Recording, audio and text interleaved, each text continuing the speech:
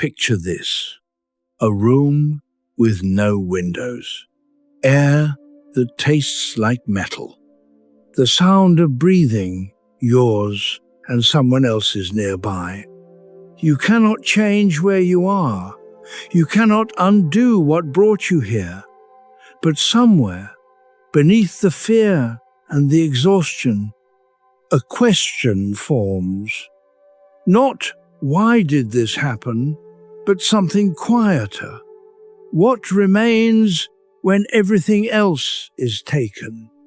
Tonight, we sit with Viktor Frankl, a psychiatrist who lost everything: his work, his home, his family, his name, who was reduced to a number on his arm and a body that learned to survive on almost nothing, and who discovered, in the middle of that darkness, something no guard could confiscate: the last human freedom, the freedom to choose what suffering means.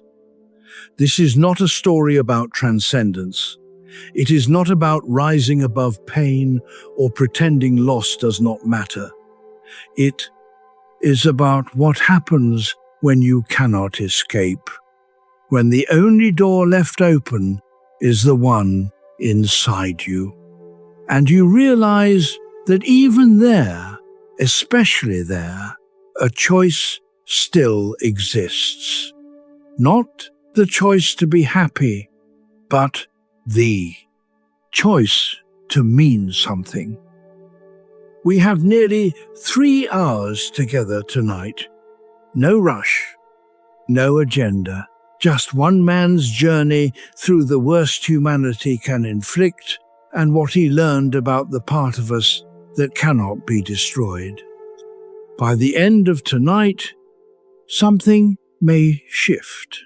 Not your circumstances, but the way you hold them. Let your shoulders drop. We have time, and there is something we need to understand before we enter the darkness. The question is not, how did he survive? Because many survived. The question is, how did he survive without losing himself?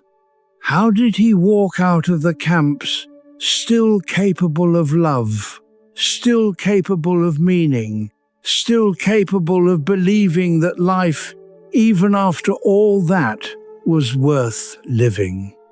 That question has an answer, and the answer changes everything.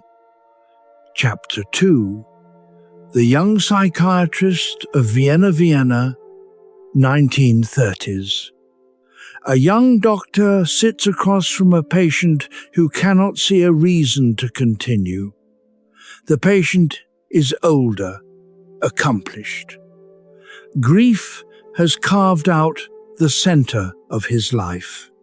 His wife, the person who made everything bearable, has died.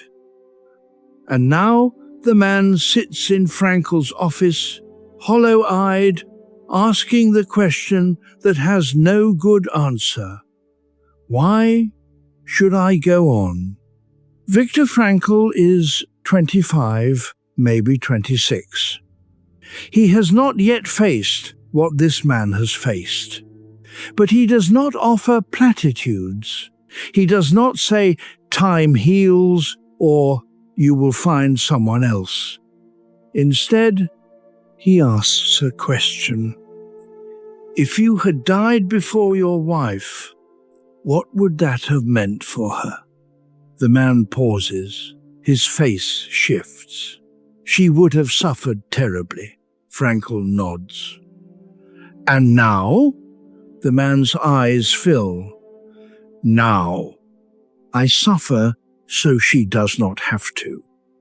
Frankl says nothing. He does not need to. Because the man has just found his answer, not a good answer, not a happy answer, but an answer that gives the suffering shape, purpose, meaning. This is the seed. Before the camps, before the horror that would test this idea at a depth most humans never reach. Frankl had already begun noticing something. Suffering does not destroy everyone equally. Some people collapse under weight that others carry without breaking. Not because they are stronger, not because they feel less, but because they have found or been given a reason that makes the weight bearable. A why. Not, why did this happen to me?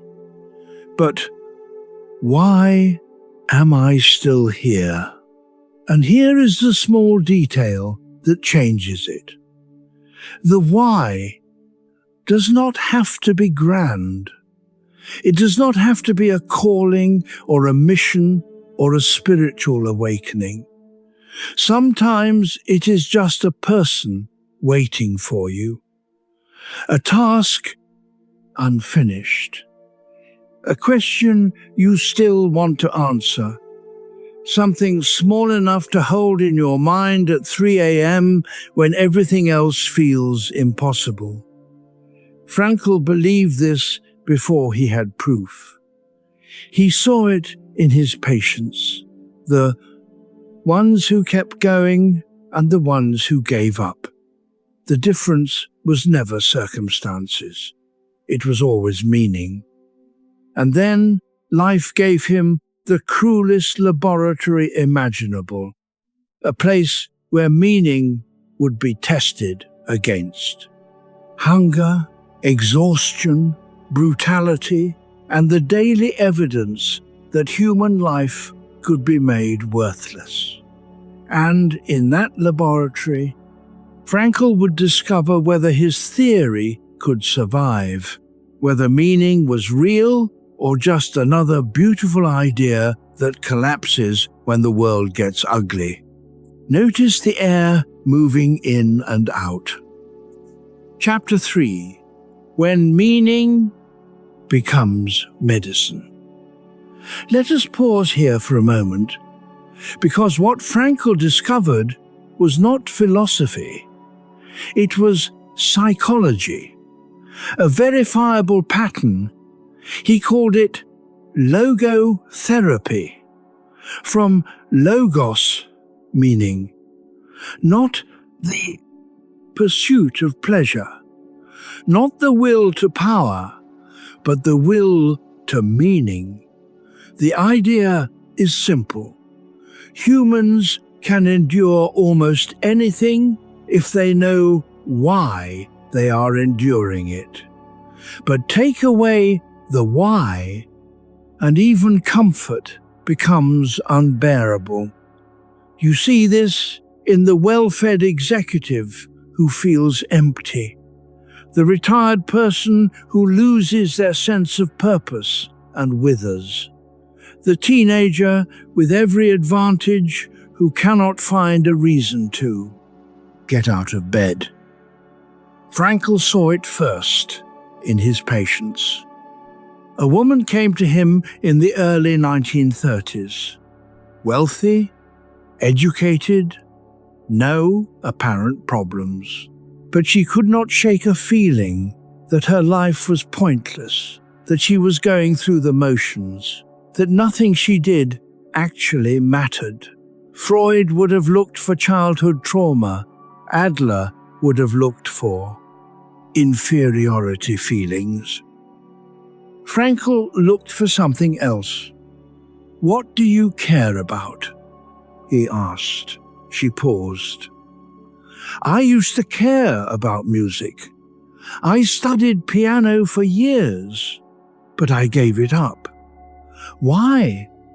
Because I was not good enough to be a concert pianist.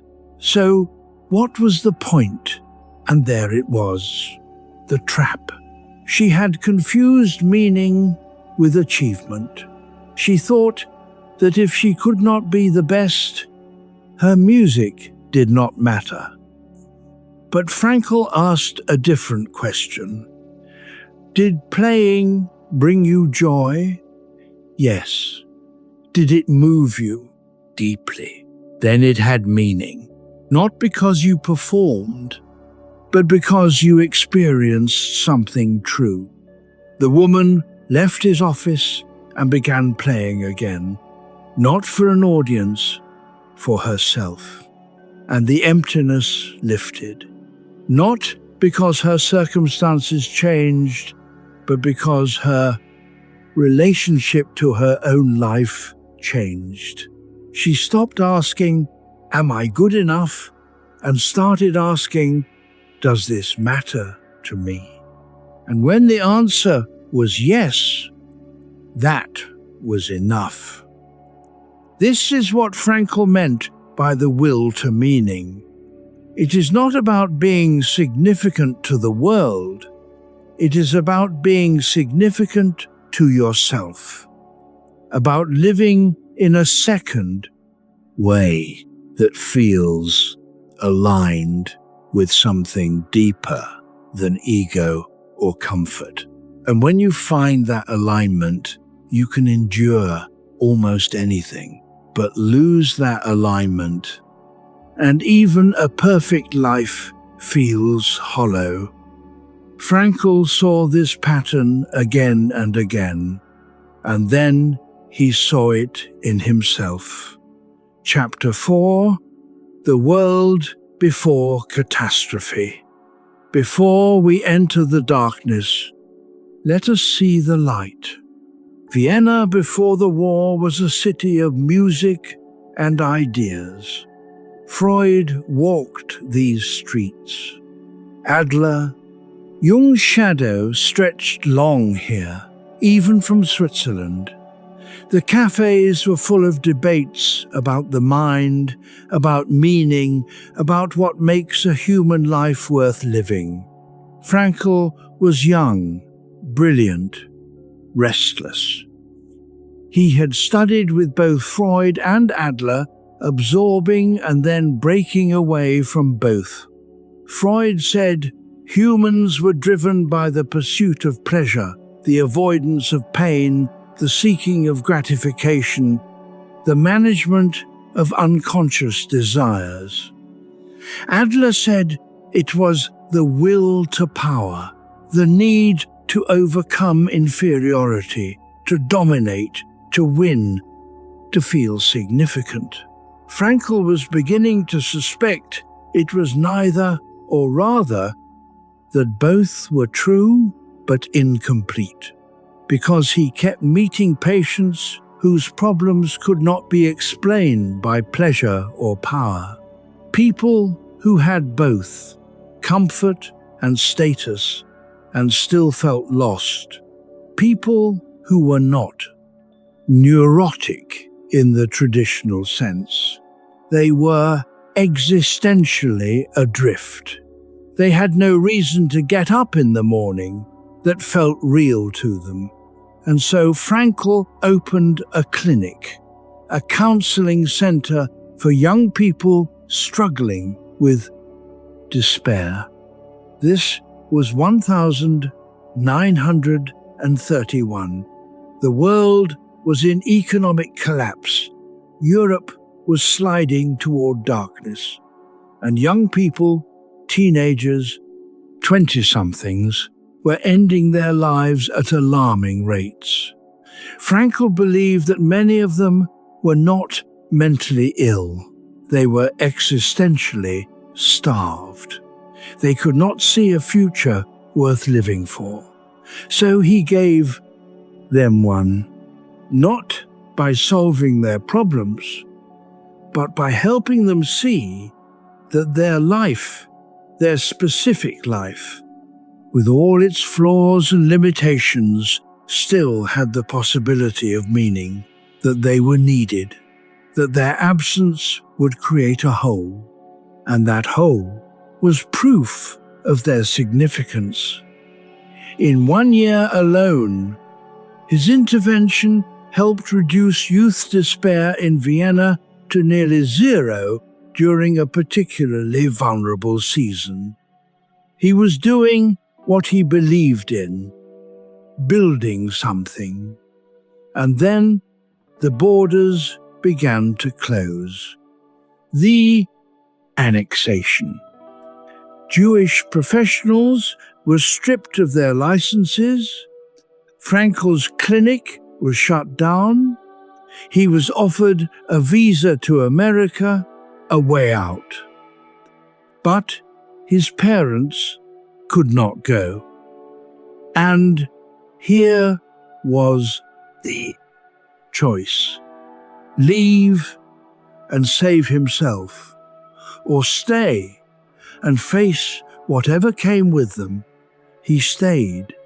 For years, people would ask him why. He never gave one answer.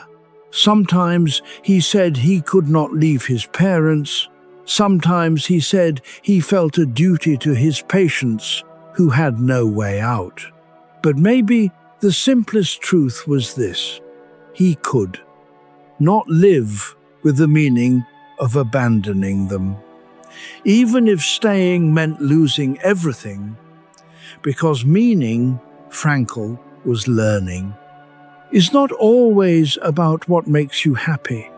Sometimes it is about what you can live with and what you cannot.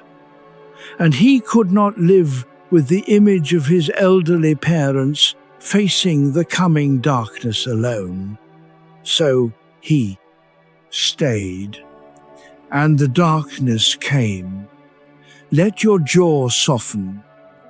Chapter 5, The Camp and the Number A Train. Bodies pressed together in a darkness that smells like fear and sweat and the metallic tang of terror.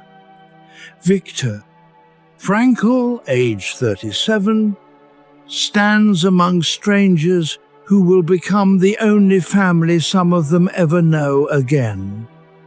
The train rattles through the night. No one speaks, because there is nothing to say that does not make it worse. They arrive at dawn. The doors open. Light floods in, harsh, blinding. Shouts in a language some understand and some do not. Dogs barking. And then the selection. A man in uniform pointing left or right with a gloved finger. No explanation. No appeal. Left, right, left, right. Most go right. Frankl goes left. He does not yet know what this means. He will learn later that right meant immediate death. Left meant temporary usefulness, a delay, within hours. His clothes are gone, his name is gone, his hair is shaved, a number is burned into his arm, and 119,104. Everything he has written, years of work, a manuscript on logotherapy, tucked carefully into the lining of his coat, is incinerated with the rest of his possessions. Gone, in an instant. The life's work he thought would survive him, reduced to ash before he even entered the camp. And here, at the edge of annihilation, something in him makes a decision. Not to give up, not to transcend, but to pay attention, to watch, to notice what happens to a human being when everything external is stripped away. It was not a noble decision. It was a survival mechanism. The psychiatrist in him needed to observe, to document, to turn horror into data. Because if he could study it, he was not just experiencing it. He was witnessing it, and the witness could not fully collapse. This is a trick the mind plays, not always, but sometimes, when the self is too overwhelmed to function, it splits. Part of you experiences, part of you watches. And the watching part creates distance. Not safety, but distance. And distance is sometimes the only thing that keeps the soul intact. Frankl became both prisoner and observer, both victim and researcher. And that dual role, horrible as it was, kept him alive, not just physically, but mentally, because he still had a task. Even if that task was just notice everything, survive, and one day tell what you saw. That was enough for now. Chapter 6. Shock, Hunger, and Time. The first days in the camp were what Frankl later called the shock phase, a kind of emotional anesthesia. You see atrocity, you hear atrocity, but the mind cannot yet process it as real. It watches, numb, as if through glass. A man beaten unconscious in front of you. Your mind registers it the way you might register a scene in a film, distant, unreal.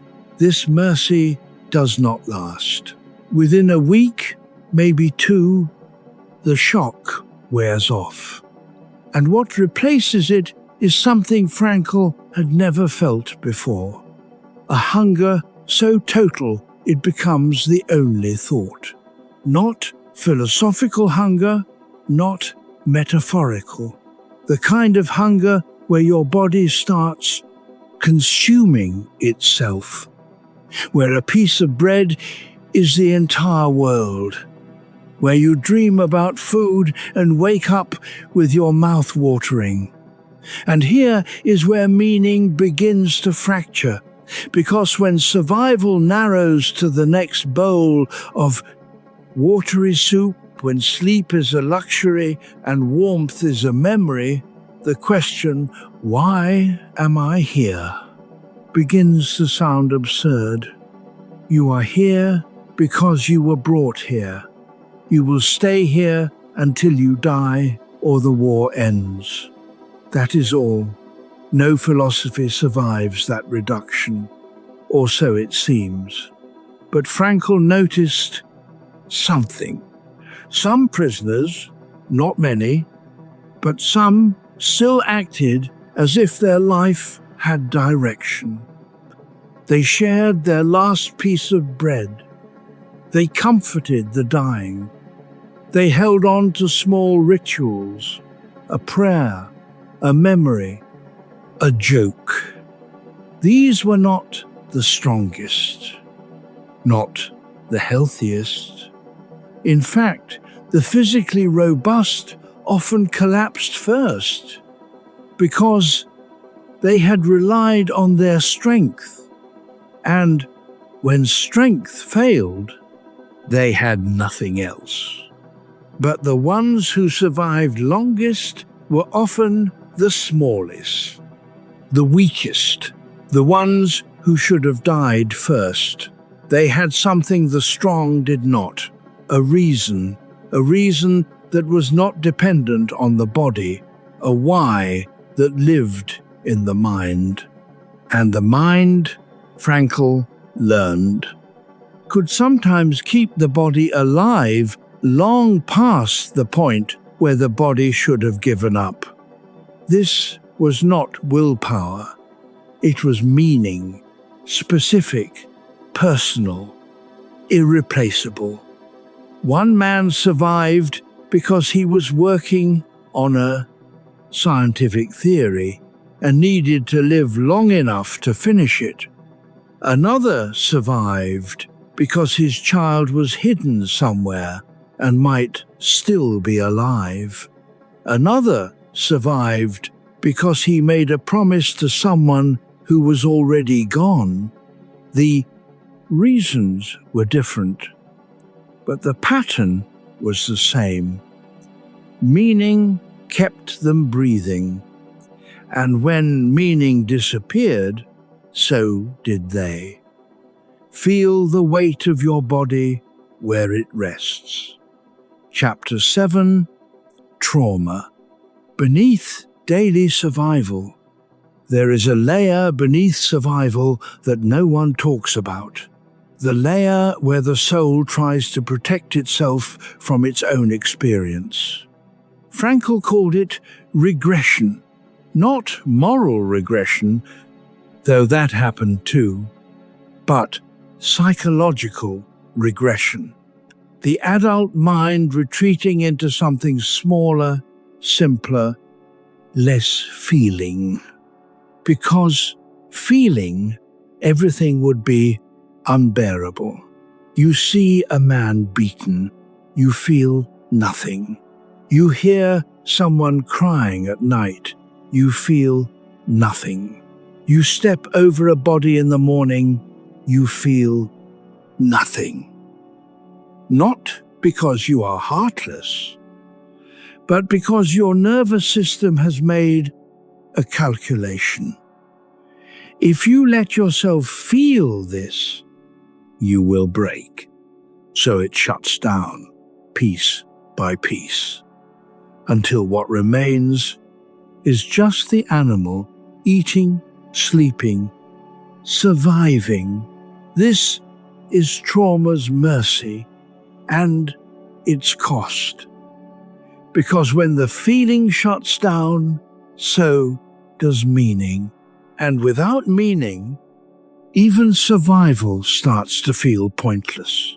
Frankl watched men give up, not because they were weak, but because they could no longer remember why staying alive mattered. The body kept going, but the soul had already left.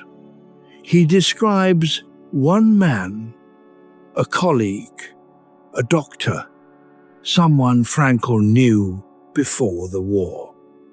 One morning, the man simply would not get out of his bunk. He said he was done. Frankl tried to reason with him. You have a wife waiting for you. Children, the man stared at the ceiling. Do I? And Frankl understood. The man had not lost hope. He had lost the ability to imagine a future where hope made sense. He could no longer picture his wife's face, could no longer feel what it would feel like to hold his. Children.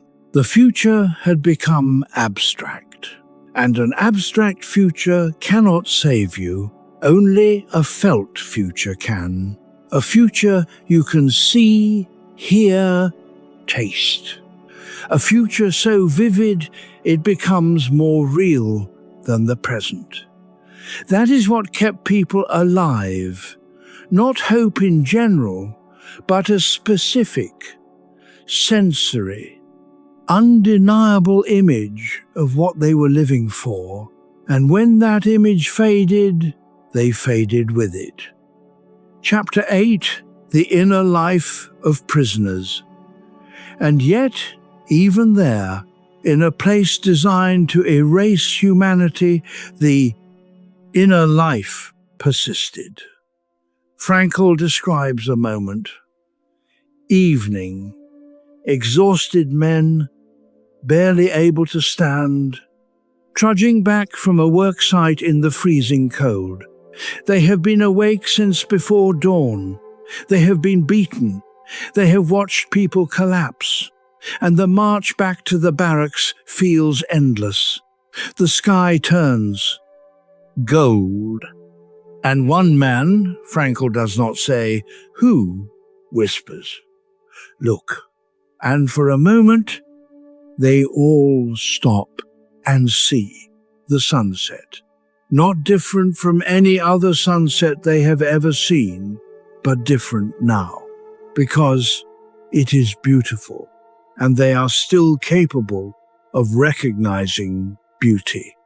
And that recognition is proof. Proof that something in them has not been destroyed. The beauty does not undo the suffering. It does not make the camp tolerable.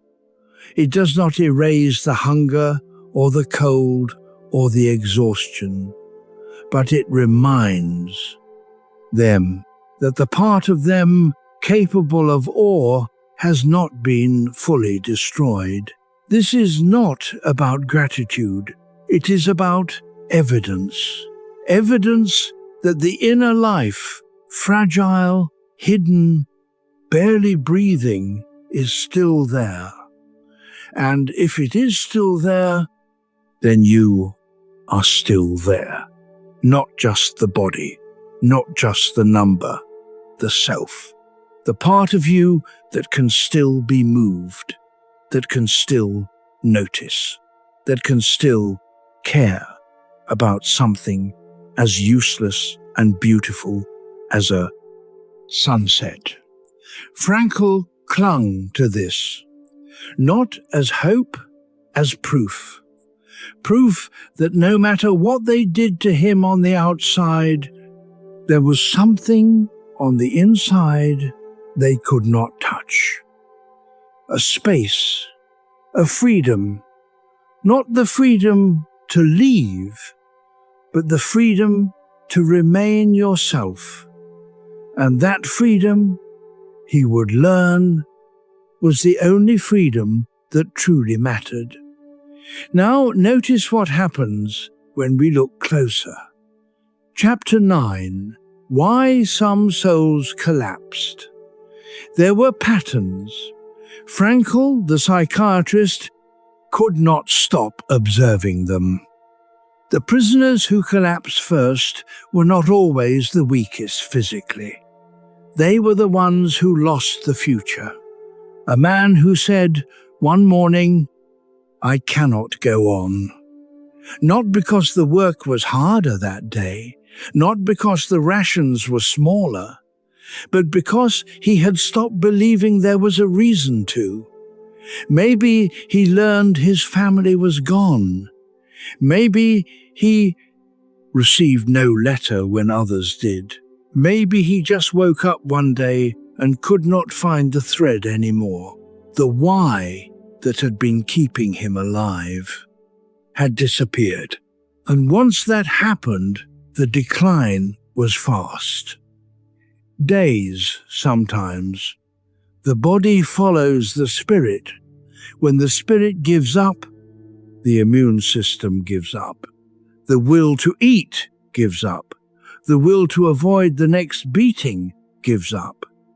Frankl saw it again and again. A man would stop washing.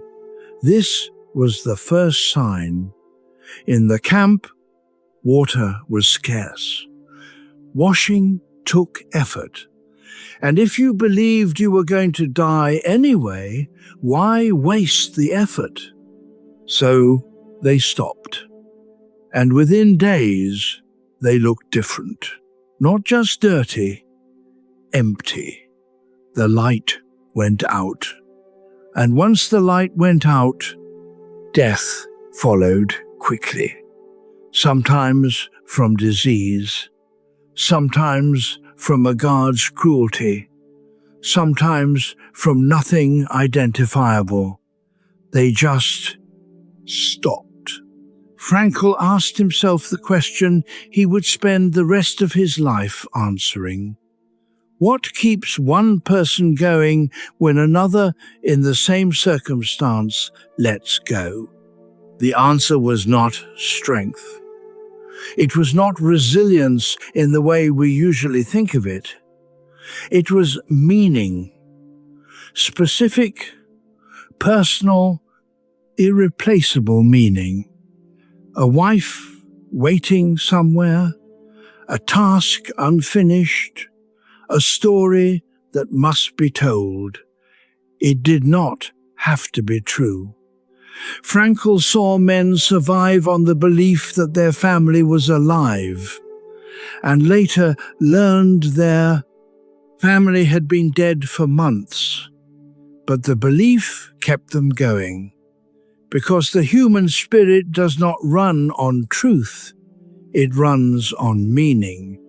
And sometimes meaning requires a story, even if that story turns out to be wrong.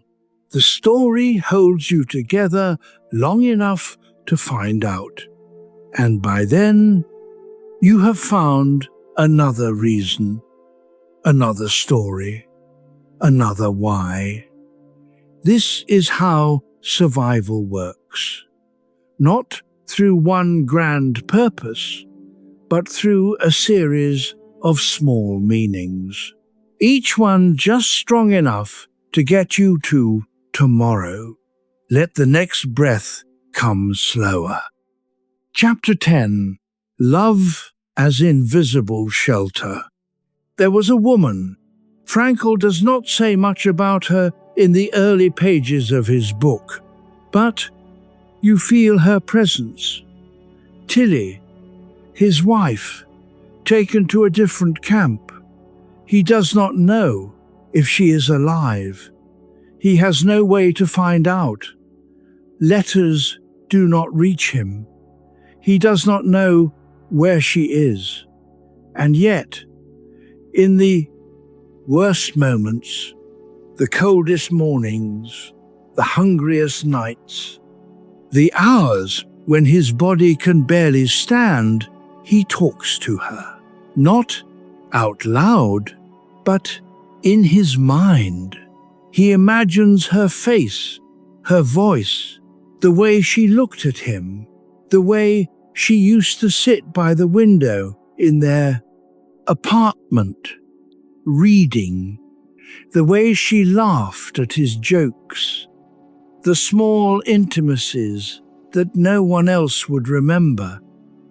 And for those few moments, he is not alone. This is what love does. It does not require the beloved to be present. It does not even require them to be alive.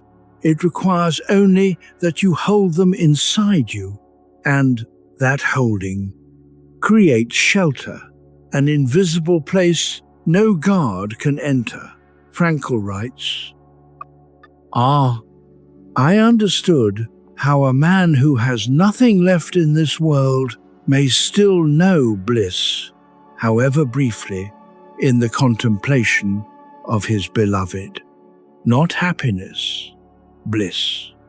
The recognition that love, even love, separated by barbed wire and death, is a form of presence that suffering cannot fully erase. This is not romanticizing, it is testimony, because Frankl is not writing from memory, he is writing from the middle of it in the camp, starving, freezing, not knowing if Tilly is alive or dead. And still, the love he feels for her is more real than the barbed wire, more real than the hunger, more real than the guard's cruelty, because love is not a feeling, it is a connection. And that connection lives inside you, and no one can take it. They can take her, but they cannot take what she means to you. They cannot take the shape she left in your soul. And that shape is enough to keep you alive, not because it makes you happy, but because it makes you real. It reminds you that you are not just a number, you are someone who loves and someone who is loved. And that is identity. And identity is survival. Chapter 11. The Future That Keeps You Alive. One day, Frankl is moved to a new block. The conditions are slightly better. Not good, just less immediately deadly. A man there, someone Frankl does not name, confides in him. He had a dream. A vivid, undeniable dream. A voice told him the war would end on a specific date. March 30th, 1945. The man believed it completely. He told Frankl with shining eyes, "I will be free by then. I know it." And for weeks, this belief sustained him. He survived the cold. He survived the hunger.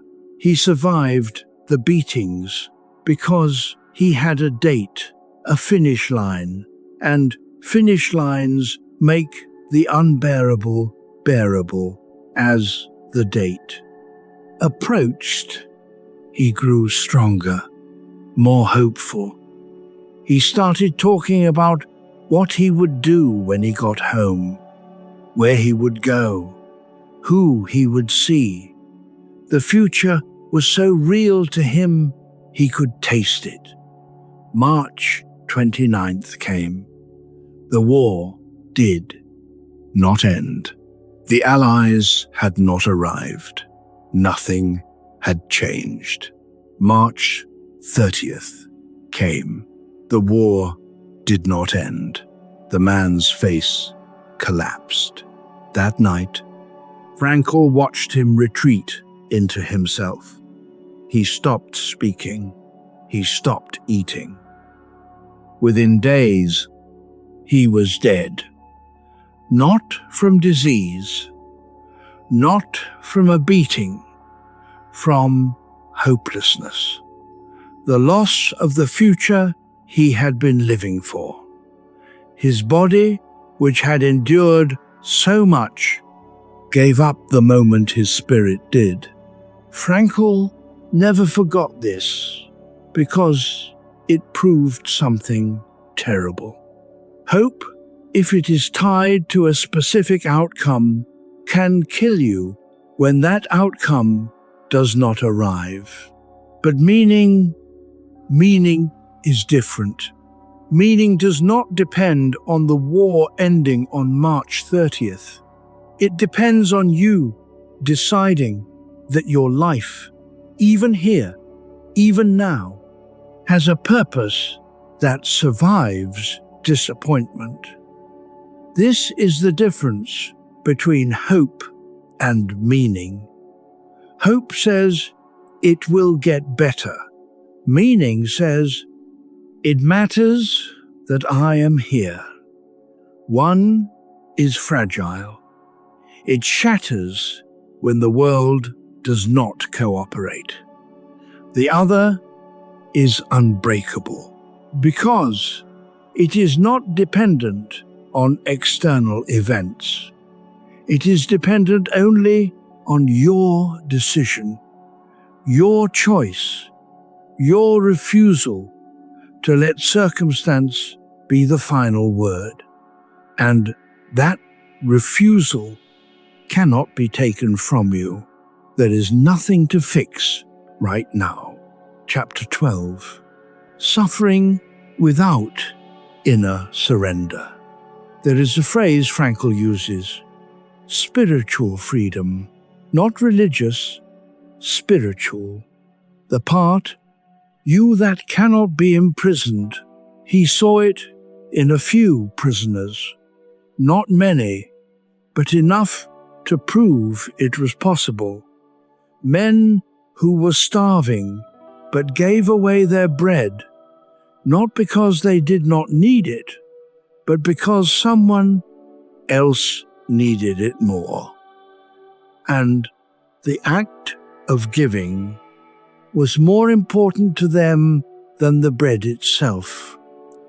Men who were beaten but did not become bitter, who were humiliated but did not lose their dignity, who comforted others even though no one comforted them. These were not saints. Frankl is clear about that. They were ordinary people, flawed, afraid, exhausted. But they had found, or remembered, something, that how you bear suffering defines you more than the suffering itself. This is not victim blaming.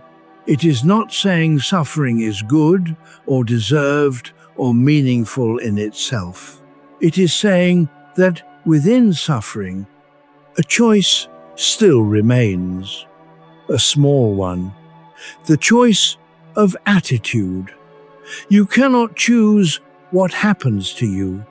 The camp happens, the beating happens, the hunger happens. But you can choose sometimes, not always, but sometimes how you meet it, with dignity or with collapse, with meaning or with despair, with the determination that they can take everything from you except the one thing that matters most, your self-respect. Frankl describes a man, he does not name him, who was known for sharing his rations. Someone asked him why. He said, "They can make me a prisoner. They cannot make me selfish." This is spiritual freedom. The recognition that your character is the one thing you control. Not circumstances, not outcomes, but who you are in the face of what you cannot change. Frankl never said this was easy. He said it was the last freedom, the one that remains when everything else is gone. And that freedom is everything. Chapter 13, Anxiety in the Empty Void Liberation came April 1945. The gates opened, and Frankl walked out, thinner, older, alone. Tilly was gone, his parents were gone, his brother, his sister, gone. Everything he had imagined surviving for had been taken, and here was the second test. Not the test of suffering, but the test of freedom. Because freedom, Frankl discovered, could be just as disorienting as captivity. When you have spent years stripped of choice, and suddenly choice returns, you do not know what to do with it. The prisoners were free, but they were also hollow.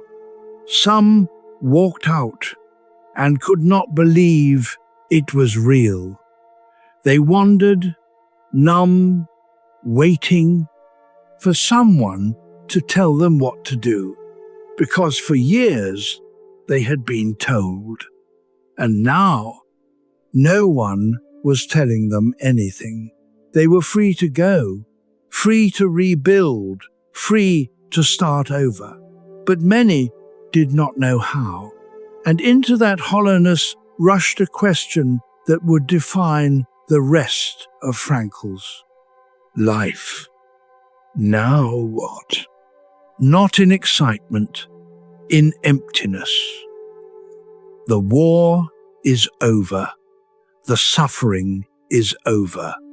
And yet the feeling of meaninglessness does not lift.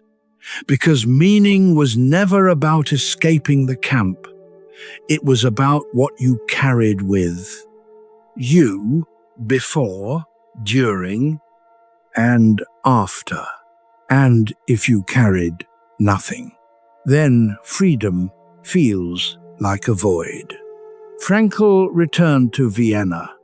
The apartment where he had lived was occupied by strangers. His clinic was gone. His patients were dead or scattered, and he stood on a street corner that should have felt like home and felt nothing. No relief, no joy, just a vast, aching emptiness. This is what Frankl called the existential vacuum, the inner emptiness that arrives when life offers no ready-made purpose, and you realize the search for meaning is not over. It has only just begun.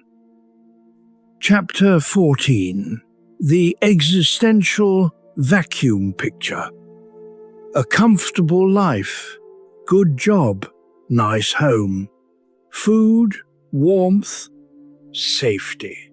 All the things the camp denied, all the things you thought you were living for, and yet a persistent feeling that something is missing. Not wrong, missing. Frankl saw this everywhere in post-war Europe and later in post-war America. People who had everything they thought they needed and felt nothing. He called it the mass neurosis of our time. Not clinical depression, not anxiety in the traditional sense, but a kind of existential boredom, a restlessness that no amount of comfort or achievement can quiet. Because the restlessness is not asking for more pleasure, it is asking for more meaning, and meaning cannot be bought or consumed or achieved. It must be found or created or stumbled into, but never avoided. Because when you avoid it, the emptiness follows you into your bed at night, into your success, into your weekends and your vacations and your years, until one day you realize you are not depressed. You are just bored by your own life. And boredom, Frankl believed, was more dangerous than suffering. Because suffering at least feels like something. It has shape, weight, presence. Boredom feels like nothing, and nothing is unbearable. Frankl saw patients in Vienna who had survived the war, who had everything they needed to rebuild, and who sat in his office and said, "I don't know why I'm here. I just feel empty." They had no trauma to process, no obvious wounds to heal. They were just hollow, because they had spent the war surviving. And when survival was no longer the goal, they did not know what the goal was. They had forgotten how to live for something, or they had never learned. And now, in the absence of meaning, they were adrift. This is the existential vacuum, not a hole you fall into, but a hole you wake up and realize you have been standing in for years. And the scary part is not the hole, it is the recognition that no amount of stuff will fill it. No relationship, no achievement, no distraction. The only thing that fills it is meaning. And meaning requires something from you. Let your jaw soften. Chapter 15. When pleasure cannot save. Frankl was blunt about this. The pursuit of pleasure leads to emptiness. Not because pleasure is bad, but because it was never designed to be the point. Pleasure is a byproduct. You do not pursue pleasure directly, you pursue meaning, and pleasure sometimes follows. But when you chase pleasure itself, it evaporates. The drug that thrilled you last month no longer works. The achievement that excited you last year feels hollow. The relationship that once consumed you now bores you, because pleasure, by its nature, is temporary. It arrives, peaks, fades, and then you are back where you started, needing more. Frankl saw this in his patients. People who had organized their entire lives around feeling good, who had followed every piece of advice the culture gave. To them, get the promotion, buy the house, take the vacation, and discovered in their 40s or 50s that feeling good is not enough. It does not answer the question, why am I here? You can feel good and still feel empty. You can be entertained and still be bored. You can have everything you wanted and still lie awake at night wondering if this is all there is. One patient told Frankl, I wake up every morning and think, is this it? Is this what I worked so hard for? The man had a successful career, a family, financial security, everything the war had stolen from millions. And he felt nothing because he had confused comfort with meaning, and they are not the same. Comfort is about reducing pain. Meaning is about increasing significance. And significance requires something of you. It requires that you contribute, that you matter, that you leave something behind. Pleasure does not require that. Pleasure is passive. You receive it. But meaning you create. And creation requires effort, risk, the willingness to fail, the willingness to be uncomfortable. Pleasure is not the enemy, but it is a terrible god. And when you make it the center of your life, the center collapses. Chapter 16, Why Power Never Satisfies. The same is true of power. Frankl knew this from his time with Adler. Adler believed humans were driven by the will to power. The Sing need to feel significant, to dominate, to win, to overcome the feeling of smallness that haunts us all. And Frankl saw the truth in it. People do seek power, but not for its own sake. They seek power because they believe power will give them meaning. The promotion will finally make them feel valuable. The recognition will finally make them feel seen. The control will finally make them feel safe. The achievement will finally prove they are enough. But it does not work. Because power, like pleasure, is a means, not an end. You can have power and still feel insignificant. You can win and still feel empty. You can control everything around you and still feel terrified inside. Frankl tells the story of a successful businessman who came to him for therapy. The man had built an empire. He was respected, feared even. He had more money than he could spend. And he sat in Frankl's office and said, "I feel like a fraud." Frankl asked, "Why?" "Because I thought that if I got to the top, I would finally feel like I made it, but I don't. I feel the same as I did at the beginning, anxious, uncertain, like I'm one mistake away from being found out. This is the trap of power. It promises meaning, but it delivers only more power. And more power requires more effort. And more effort leads to exhaustion.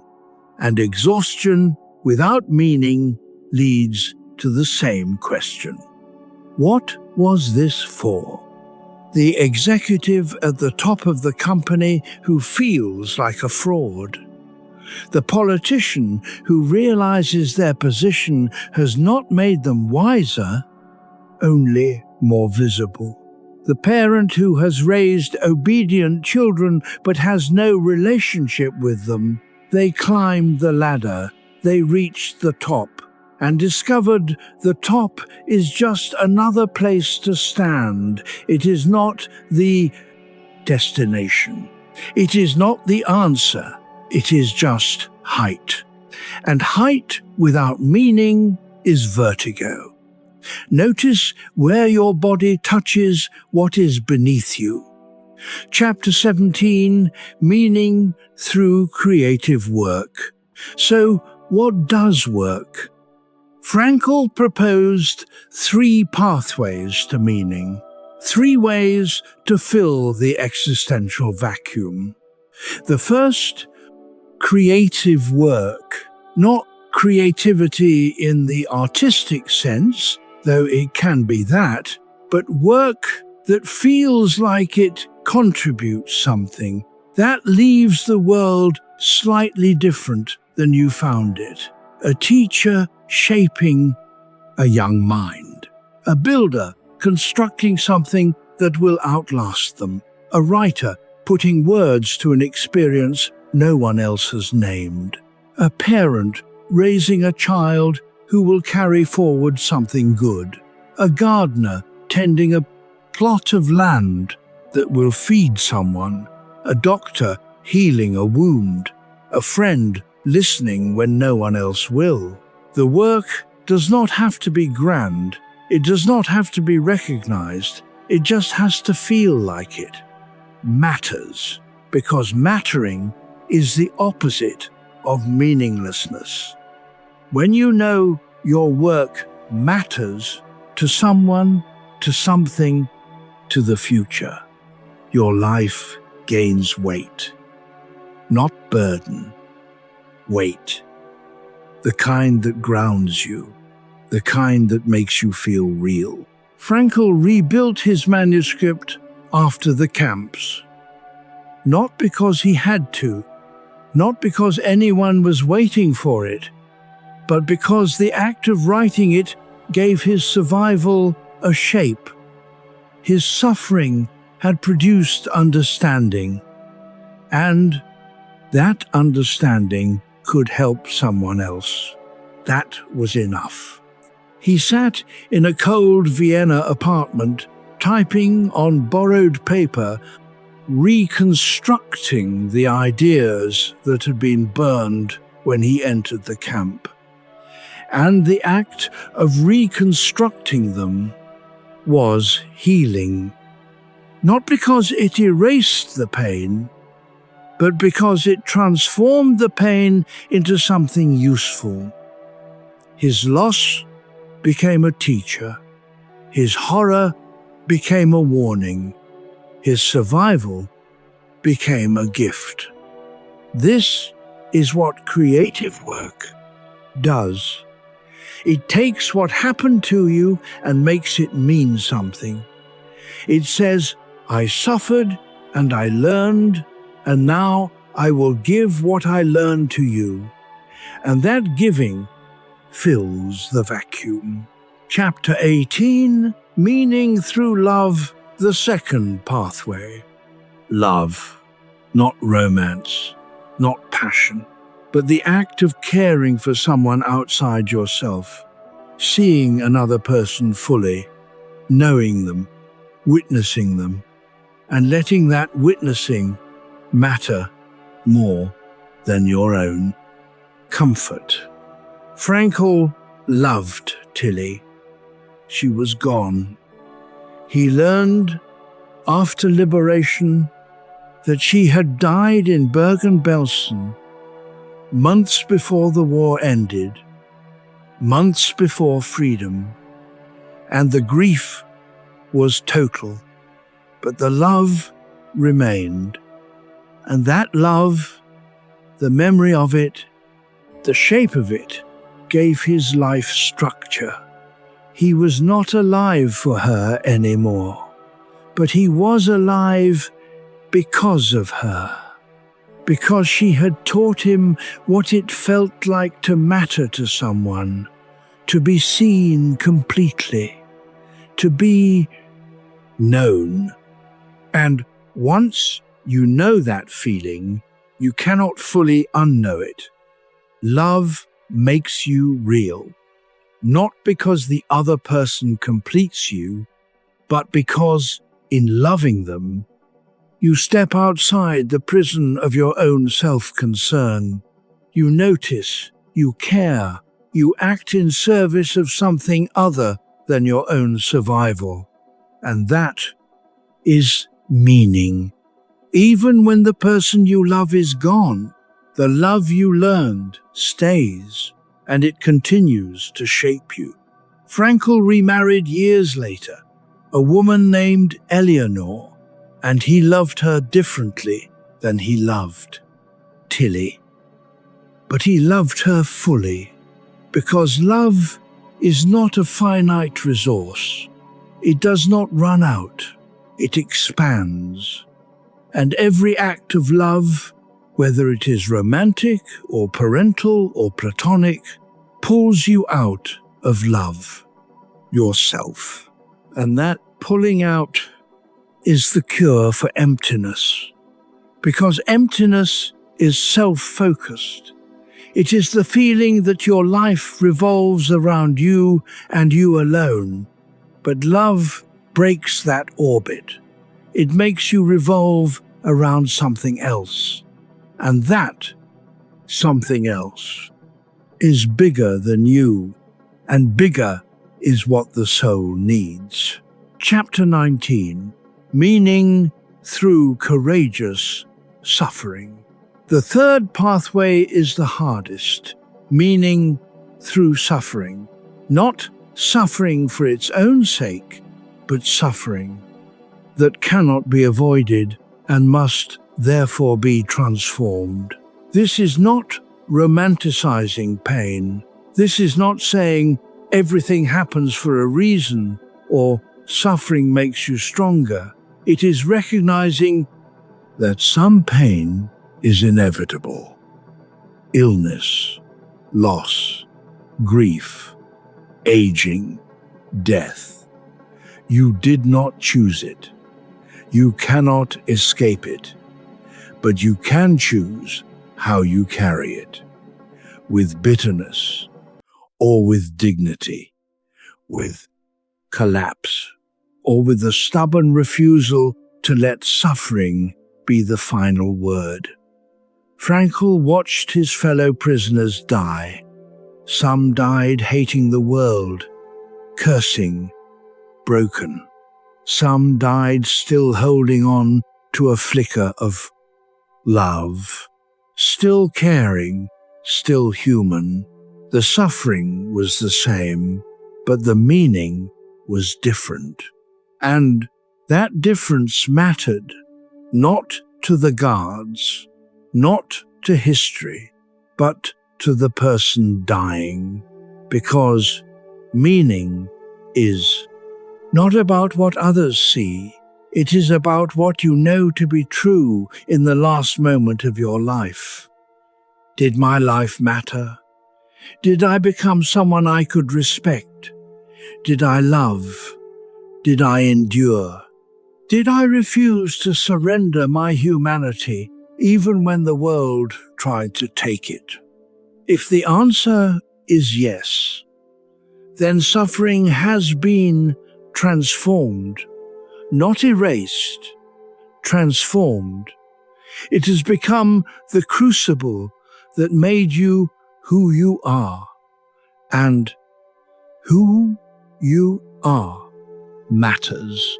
Frankl believed this deeply, that unavoidable suffering could become a pathway to meaning, but only if you chose to see it that way, only if you refused to let it destroy you. And that refusal was everything. Let the stillness hold you for a moment. Chapter 20, The Choice of Attitude. So here is the axis, the center point of everything Frankl taught. You cannot always choose your circumstances, but you can always, almost always, choose your attitude toward them, not your feelings, your attitude, the stance you take, the story you tell yourself about what is happening. Whether you see yourself as a victim of fate or as someone still capable of meaning.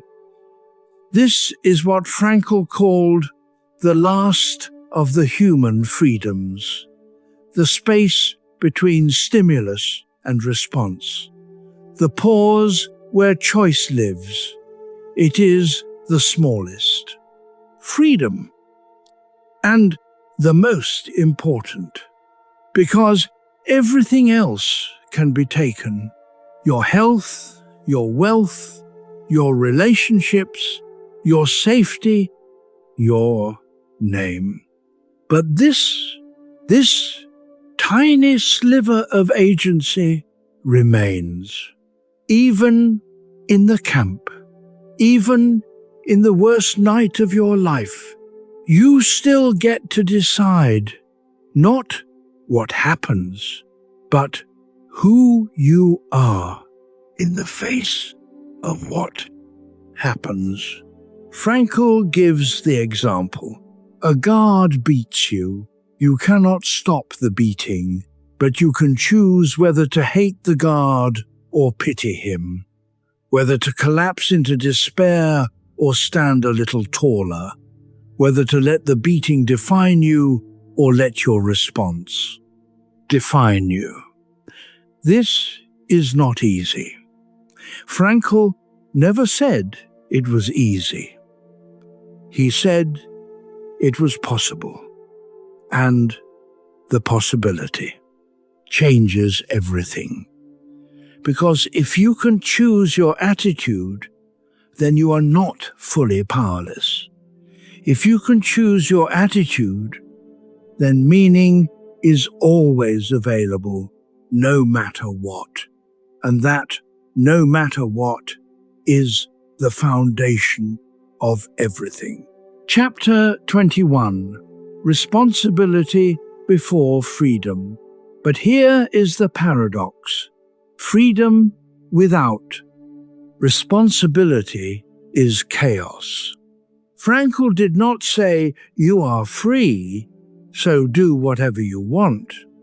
He said, you are free, therefore you are responsible. Responsible for what you do with your freedom. Responsible for the meaning you make. Responsible for the choices, small and large, that shape your life. This is not burden. It is dignity. Because responsibility means you matter. Your actions have consequences. Your life has weight. You are not a passive victim of circumstance. You are an active participant in your own becoming, and that participation is where meaning lives. When you accept responsibility, you stop waiting for life to hand you purpose. You stop blaming. You stop saying, "If only this had not happened," or "If only I had been given a better start." You start creating, task by task, choice by choice, day by day. This is the shift Frankl invites. From life owes me to I owe life. From what can I get to what am I being asked to give? And when that shift happens, everything changes, because you are no longer at the mercy of circumstances. You are the one responding to them. And response is power, real power. Not the power to control the world, but the power to control yourself. And that is the only power that truly matters. Chapter 22. The question of life. Asks Frankl puts it this: we needed to stop asking about the meaning of life and instead to think of ourselves as those who were being questioned by life daily and hourly. Read that again. You are not the one asking, "What is the meaning of life?" Life is asking you. Every day, every situation, every moment. Life poses a question. What is needed here? What am I being called to do in this moment? Not what do I want, but what is required. A friend calls at midnight in crisis. Life is asking, will you show up? You lose your job. Life is asking, who are you when the role is gone? Your body breaks down. Life is asking, can you find meaning even in limitation? Your child needs you even though you are exhausted. Life is asking, can you give when you feel empty? These are not philosophical questions. They are practical ones, immediate ones. And your answer, not in words, but in action, is the meaning you create. You do not decide what life asks, but you decide how you respond. And that response is your life. This flips the whole search for meaning on its head. You are not searching for meaning. Meaning is searching for you. It is waiting in every situation, every challenge, every suffering, every joy. And your task is not to find it.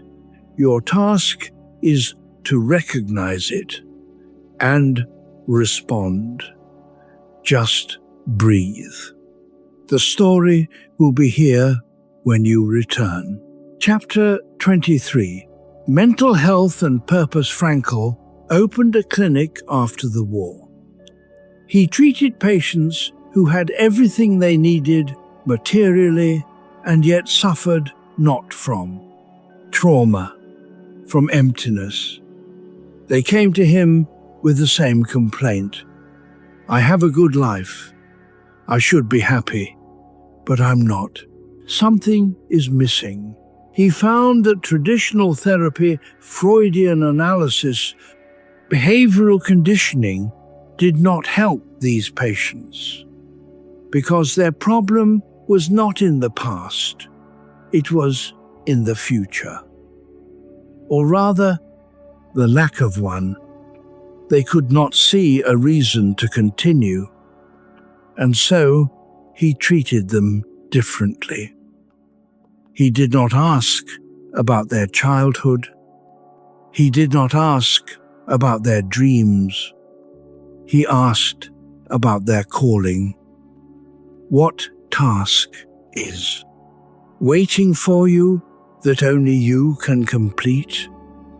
Who needs you? What would be lost if you were not here?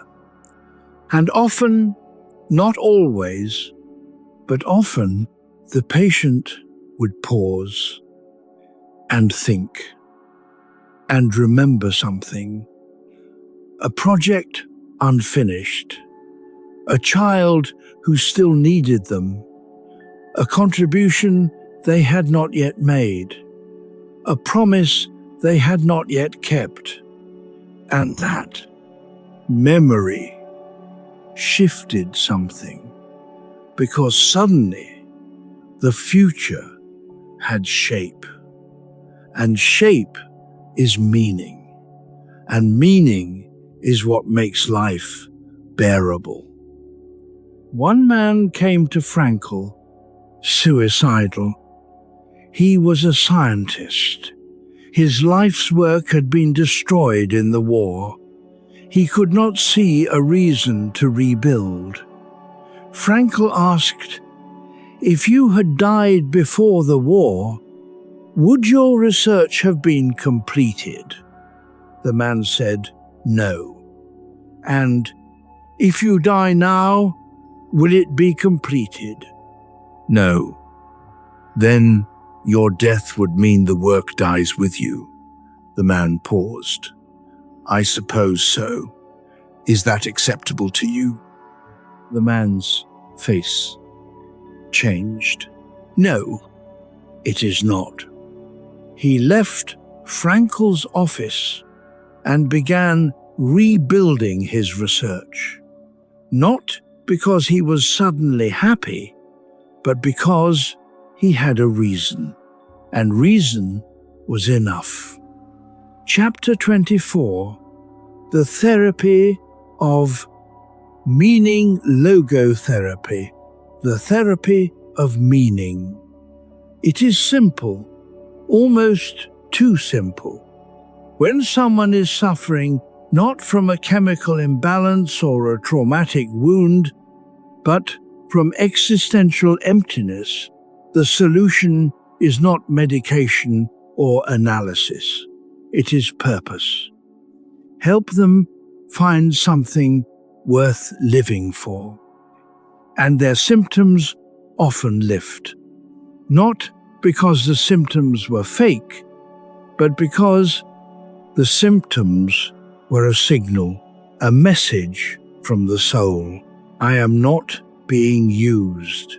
My life is not contributing. I am wasting time. And when the person hears that message and responds by finding a task, a cause, a person to care for, the message stops. Because the need has been met. Frankl told the story of a man who came to him deeply depressed. The man had lost his wife years earlier, and he could not move on. He said, "I cannot stop grieving. What is wrong with me?" Frankl did not say, "Nothing is wrong with you."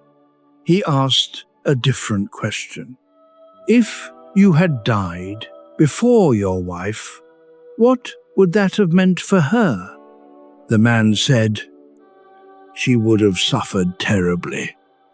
Frankl said, "Then you have spared her that suffering. You are suffering in her place." The man's face softened. Not because the grief disappeared, but because the grief now had meaning. He was not suffering for nothing. He was suffering so she would not have to. And that reframe changed everything. He left the office, no longer asking, "What is wrong with me?" He left knowing this is what love looks like after death.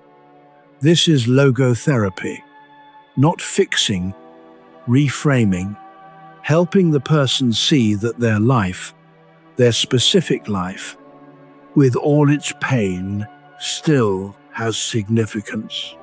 And significance heals. Chapter 25. Noogenic Neurosis and Despair. Frankl coined a term, noogenic neurosis, from news mind, a neurosis that originates not in the psyche, but in the spirit. Not mental illness, spiritual illness, the illness of meaninglessness. He saw it everywhere, in wealthy countries, in educated people, in those who had achieved everything they were told to achieve, and still felt empty. This is not failure. It is a signal, the signal that meaning is missing, and no amount of success, comfort, or pleasure will fill that absence, because the absence is existential. It is the gap between who you are and who you were meant to become, between what you do and what you are called to do. And until you close that gap, you will feel it as restlessness, as boredom, as the vague but persistent sense that you are wasting your life. This is not pathology, it is clarity. Your soul is telling you the truth. And the truth is this: you were not put here to be comfortable. You were put here to be useful, to contribute, to matter. And when you are not doing that, you feel it, not as sadness, but as a low-grade existential nausea, a sense that something is off, that you are living beneath your potential, not your potential for success, your potential for significance. And that gap between the two is unbearable. Listen. Chapter 26. Paradoxical Intention and Anxiety. Frankl developed techniques, not just theories, practical tools for people trapped in cycles of fear. The first, paradoxical intention. Here is how it works.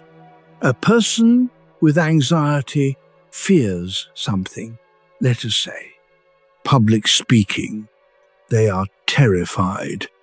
They will stutter, that their hands will shake, that everyone will see their fear, and the more they fear it, the worse their symptoms become. The fear creates the symptom. The symptom confirms the fear. A loop. Frankl's solution: intend the very thing you fear. Stand in front of the room and try, on purpose, to make your hands shake. Try to make your voice tremble. Try to sweat. And here is what happens. You cannot, because the fear loses its power the moment you stop running from it. The anxiety was fueled by avoidance. Remove the avoidance, and the anxiety has nothing to grip. This is not exposure therapy. It is reframing. You are no longer the victim of your symptoms. You are the one experimenting with them. And that shift from victim, experimenter, changes everything. Frankl used this with patients who could not sleep. They were terrified of insomnia, so they tried desperately to fall asleep. And the trying kept them awake. Frankl told them, try to stay awake, lie in bed and see how long you can keep your eyes open. And often, within minutes, they fell asleep. Because sleep is not something you do, it is something you allow. And you cannot allow it if you are forcing it. Chapter 27. Dereflection and Overthinking. The second technique, dereflection. For people trapped in self-observation, the person who cannot sleep because they are monitoring their sleep, the person who cannot enjoy intimacy because they are evaluating their performance, the person who cannot relax because they are judging their relaxation. Hyper-awareness becomes the problem. The solution, dereflection. Stop looking at yourself. Look at something else. Not as distraction, as redirection. The person struggling with insomnia, stop trying to fall asleep. Read a book. Think about someone you love. Focus on the sound of rain. Listen to this. The moment you stop trying to control the thing often returns naturally. Because the control was the problem. The effort was the obstacle. And when you step back, the body remembers what to do.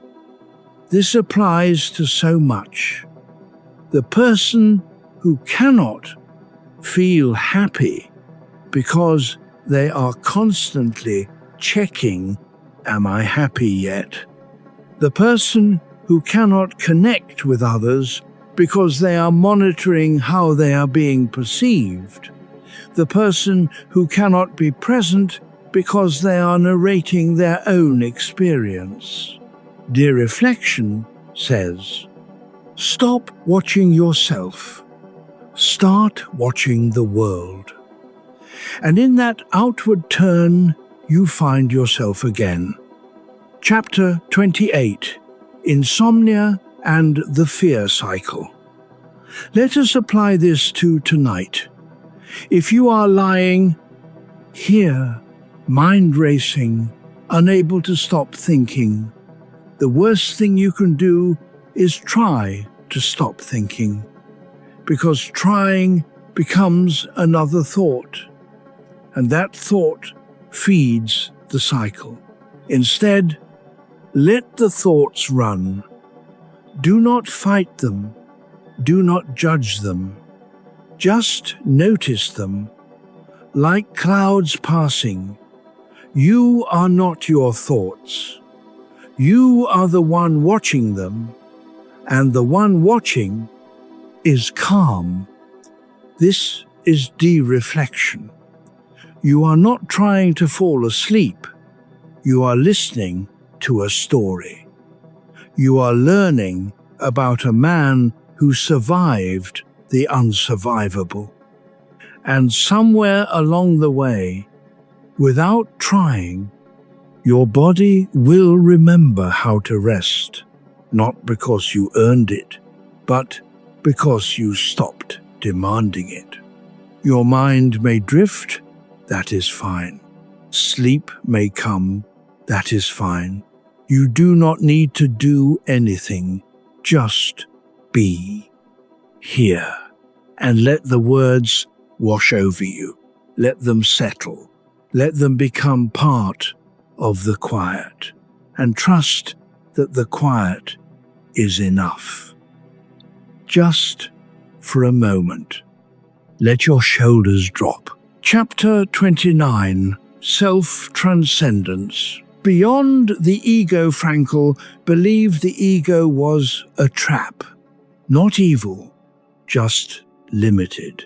When your entire life revolves around your own comfort, your own success, your own happiness, you shrink because the self alone is too small to sustain meaning. Meaning requires self-transcendence, stepping outside yourself, caring for something beyond yourself, a cause, a person, a truth. When you transcend the self, you do not lose yourself.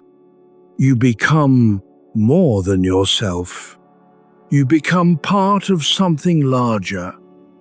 And that connection to the larger thing is what fills the void. This is why service heals, why love heals, why creative work heals. Not because they make you happy, but because they make you forget yourself. And in forgetting yourself, you find yourself the real self, the one that was always there, waiting beneath the noise of self-concern. Frankl saw this in the camp.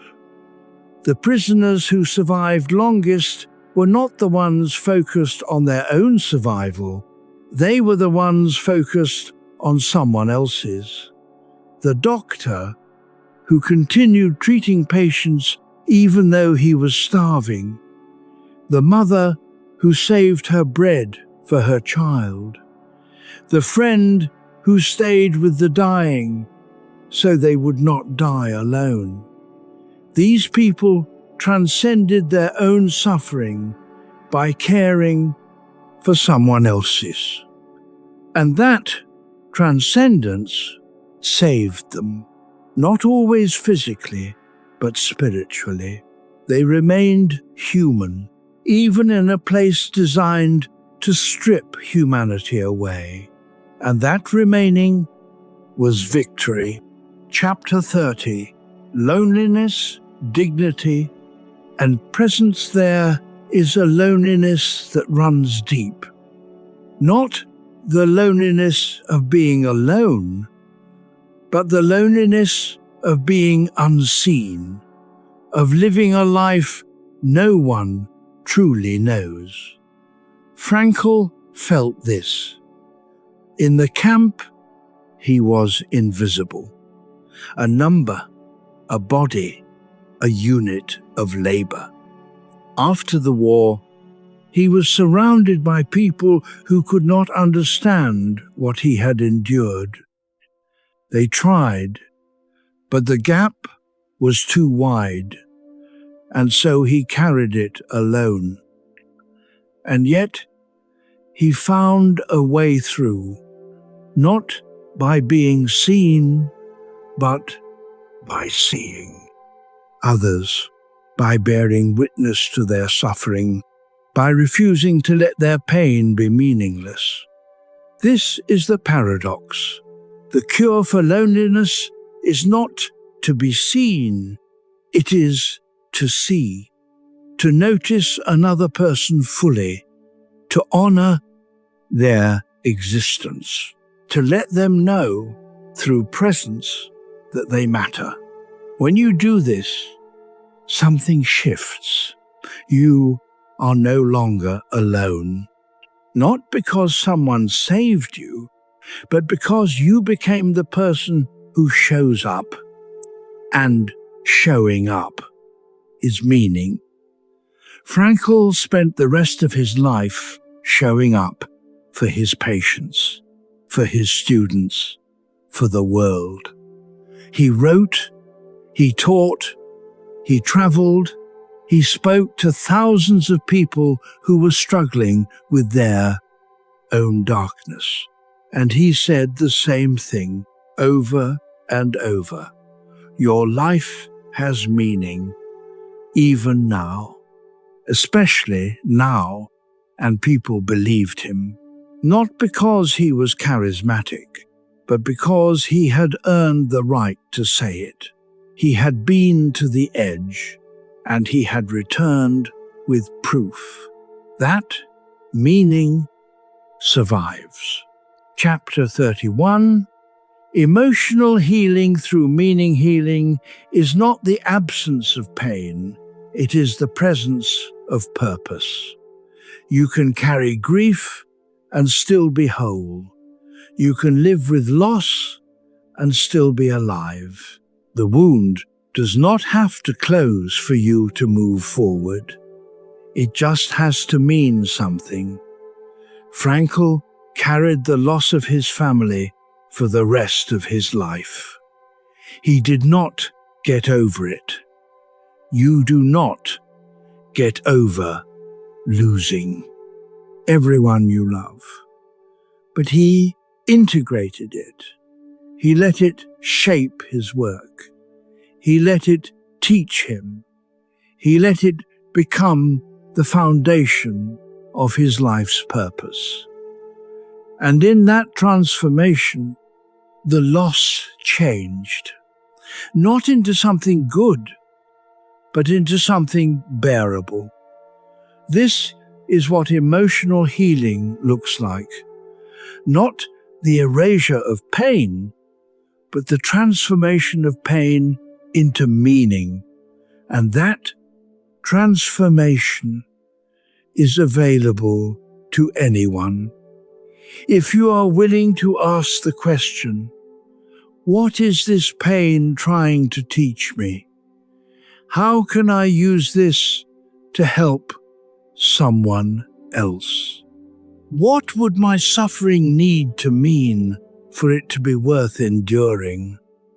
You do not have to answer right away. You may never have a perfect answer, but the question itself begins the healing, because it shifts you from victim to student, from why is this happening to me, to what is this making possible? And that shift is everything. Chapter 32, Tragic Optimism. At midnight, Frankl called it tragic optimism, not blind optimism, not denial, but the ability to say yes to life, even when life is tragic, even when loss is real, even when the future is uncertain, even when suffering seems endless. Tragic optimism is the refusal to let suffering have the final word. It is the decision that meaning is possible even in the darkest night, not because the night is not dark, but because you are still here, and being here means something. This is not positivity, it is defiance. The defiant insistence that your life matters, not because it is easy, but because it is yours, and you will not surrender it to despair. Frankl lived this every day. He woke up in a world that had murdered his family, and he chose to believe that his life still had purpose. He chose to write, to teach, to help others find what he had found. And that choosing was not easy. It was deliberate, every single day. But it worked. Because meaning is not a feeling, it is a decision, and decisions can be made. Even when you do not feel like it, even when the world gives you every reason to give up, you can still decide, and that decision is freedom. Notice where your body touches what is beneath you. Chapter 33. Guilt, Grief, and Renewal. Guilt and grief are not enemies, they are teachers. Guilt says, I could have done better. Grief says, I loved and I lost. Both are evidence of meaning.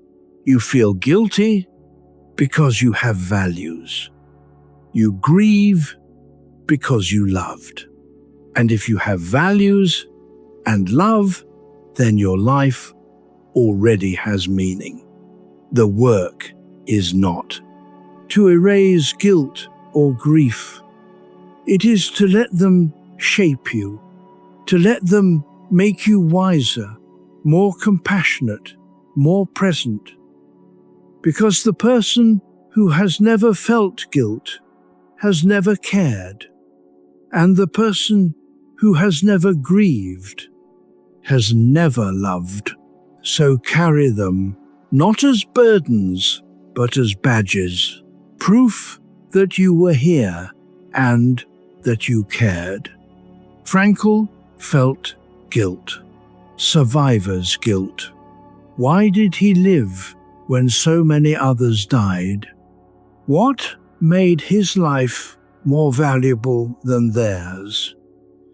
He carried that question for years, and eventually he found an answer.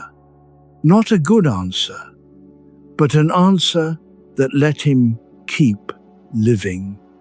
He lived because he still had work to do, work that required his specific experience, his specific understanding, his specific voice.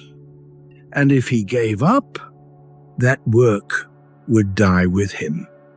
So he did not give up, not because he was strong, but because he was responsible to the memory of those who died, to the people who might be helped by what he learned, to the meaning that was waiting for him to create it. And that responsibility was healing. Chapter 34, Death and the Finite. Our Frankl was unafraid of death, not because he was brave, but because he had already faced it, and he discovered something. Death does not rob life of meaning. It gives life urgency. If you lived forever, nothing would matter. There would always be more time. But you do not live forever. You have a finite number of hours, and that finitude is what makes each hour precious. The fact that you will die is not the tragedy. The tragedy is living as if you will not, wasting time, avoiding hard conversations, postponing love, pretending tomorrow is guaranteed. It is not. And once you accept that, you stop waiting, you stop rehearsing, you start living. Because this moment, this exact moment, is the only one you have, and it is enough. Frankl believed that death awareness was not morbid, it was clarifying. When you remember that you will die, you remember what matters.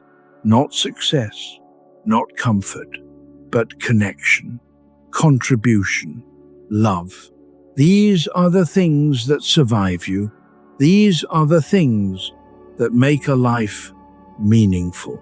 And when you live for these things, death loses its terror. Because you are not trying to avoid death, you are trying to earn it.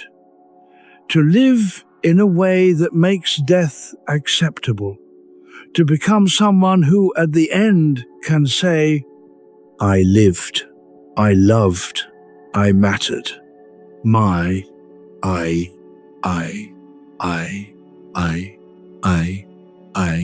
and that is enough.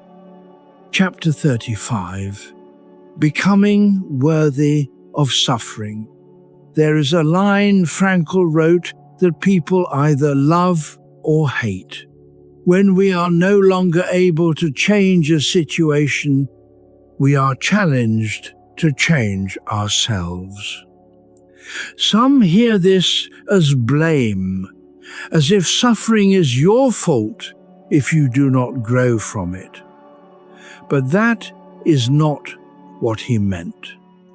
He meant this: suffering is inevitable, but meaningless suffering is unbearable. So when you cannot escape the suffering, the only way to survive it is to make it mean something, to let it change you, not break you, change you into someone deeper, wiser, more compassionate, someone who has been to the edge and returned with something to give. This is not glorifying pain.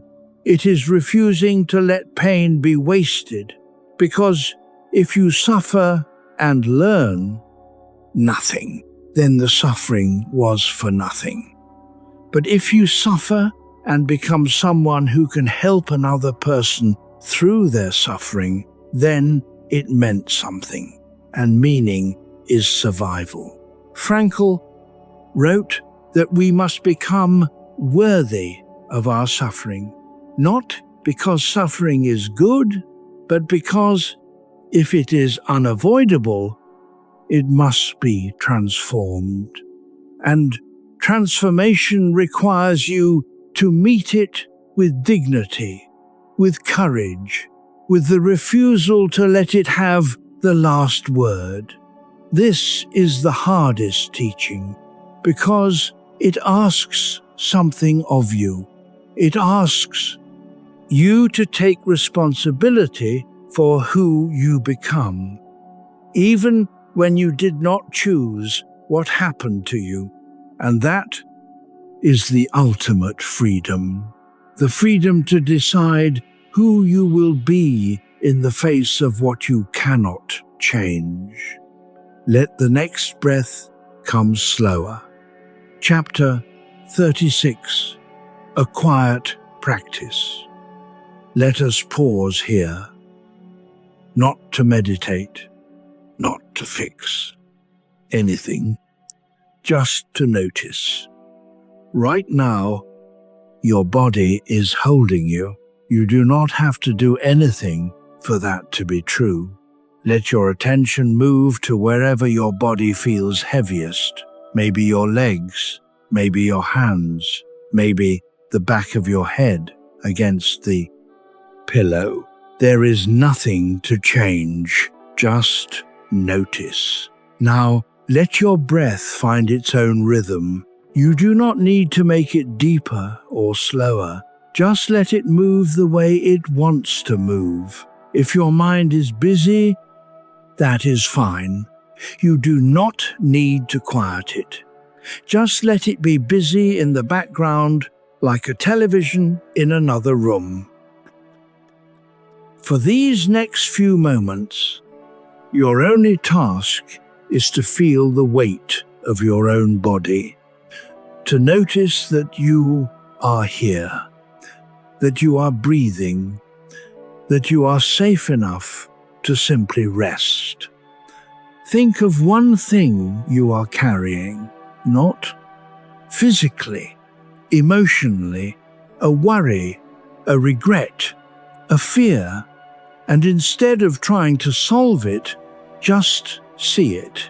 Imagine placing it on a shelf across the room. It is still there. You have not erased it. But you are here, and it is over there. Notice the distance. You are not your worries. You are the one watching them, and the one watching is calm. Take one slow breath and let that worry stay on the shelf for now. It will be there tomorrow if you need it, but tonight you do not. When you are ready, we will continue. Chapter 37. A 7-day path. This is not a challenge, it is an invitation. 7 small practices, one for each day, not to fix you, but to remind you that meaning is always available, even in the smallest moments. Day 1. Notice one choice. Today, pay attention to one choice you make. Not a big one, a small one. What you eat, what you say, how you respond to a moment of frustration. And notice you chose that, not out of habit, but out of freedom. You could have chosen differently. And that freedom, however small, is proof that you still have agency. That is enough for today. Day 2. Ask what is needed. At some point today, when you feel unsure or overwhelmed, pause and ask yourself, what is needed here? Not, what do I want? But what is required?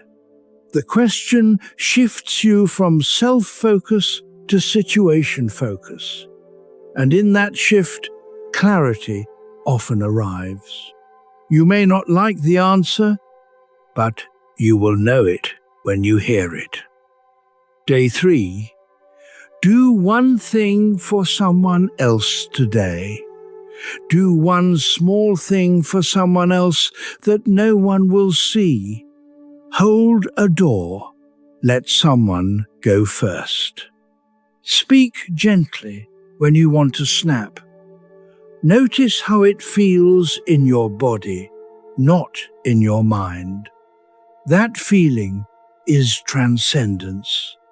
You stepped outside yourself even for a moment, and that step is meaning.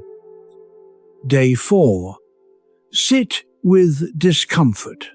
Choose one discomfort today, physical, emotional, mental, and instead of avoiding it, sit with it for 60 seconds. Not to solve it, just to be with it. Notice where you feel it, what it wants to tell you. And then, when the 60 seconds are over, let it go. You just practiced the last human freedom, choosing your attitude toward what you cannot change. Day 5. Name one meaning. Before bed tonight, ask yourself, what made today matter? Not what made it happy or successful. What made it meaningful? Maybe you showed up for someone. Maybe you finished something. Maybe you just endured. Write it down or say it aloud. One sentence. And let that be the day's legacy. Day 6. Forgive one small thing. Forgive yourself for one small thing today. A sharp word, a mistake at work, a moment of impatience, not a big thing, a small one. Practice forgiveness at a scale where it feels possible. Because if you can forgive the small things, you are training yourself to forgive the large ones. And forgiveness is how you stop carrying the past into the future. Day 7. Say yes to life tonight. Before sleep, say one quiet yes. Not to your circumstances, to your life, to being here, to continuing. It does not have to be enthusiastic. It does not have to feel good. It just has to be honest. I am still here, and I will see what tomorrow brings. That yes, small, stubborn, barely audible, is the last human freedom. And it is enough. Chapter 38. A quiet yes to life. Let us return to where we began. A room with no windows. Air that tastes like metal. And a question: what remains when everything else is taken? Frankl answered. And his answer was not hope, it was not faith, it was not resilience in the way we usually think of it. It was something simpler. A quiet yes. Yes, I will keep going. Yes, I will find meaning even here. Yes, I will choose my attitude. Yes, my life still matters. That, yes, small, stubborn, barely audible, is the last human freedom, and it is enough. Tonight, if you are carrying something heavy, if the future feels uncertain, if your mind will not stop pacing, you do not need to fix it. You do not need to solve it. You just need to say yes to being here, to continuing, to letting tomorrow arrive and meeting it with whatever you have left. Frankl survived, not because he was stronger, but because he decided his survival would mean something, and you can decide that too, right now, in this moment. Your life, exactly as it is, already has meaning, not because it is perfect, but because it is yours, and you are still here. The last image, Frankl.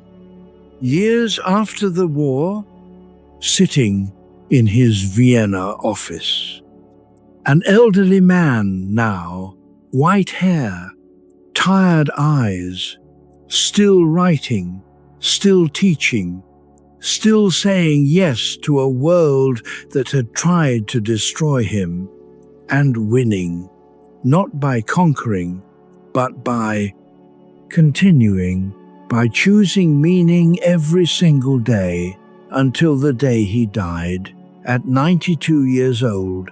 Surrounded by the work he built from the ashes, he lived a full life, not in spite of his suffering, but because he refused to let his suffering be the end of the story.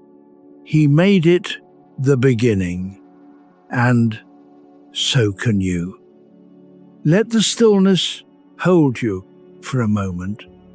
Sleep now.